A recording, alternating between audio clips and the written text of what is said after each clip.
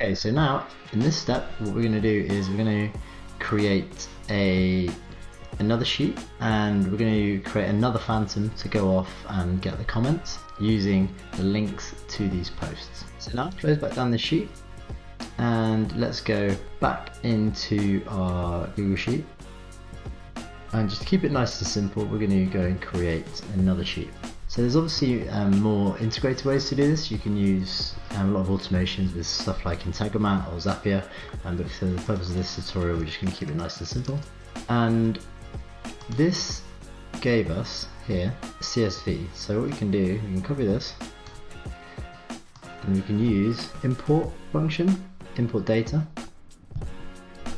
and then we can actually input this URL that we got, and it will go and fetch the data from this URL. Press enter. Okay, now we've got a bunch of data which we can use to go and fetch our posts, and this is going to update based on the latest data in here. So if you've got Phantombuster running and updating, getting the latest posts and overriding the data, this will always give you new results. So now we have a column with a post URL header and a list of posts. So let's go back into Phantombuster. I'm going to go back into the store. I'm going to create a new phantom. I'm going to scroll down, and we're going to look for the Instagram post commenters. Use this phantom. Again, we're going to want to get our session cookie, and we're going to want to get our spreadsheet URL of where our posts are kept. So this is going to be in the latest influencer posts. You can share URL.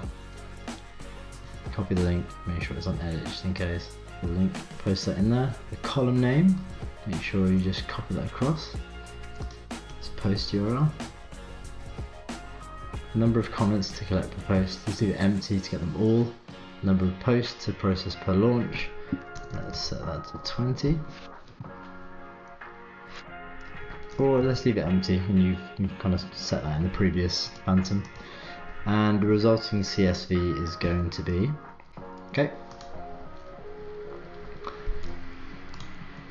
let's run that manually for now, so you can set it up to run automated if you like, and then we're going to press launch.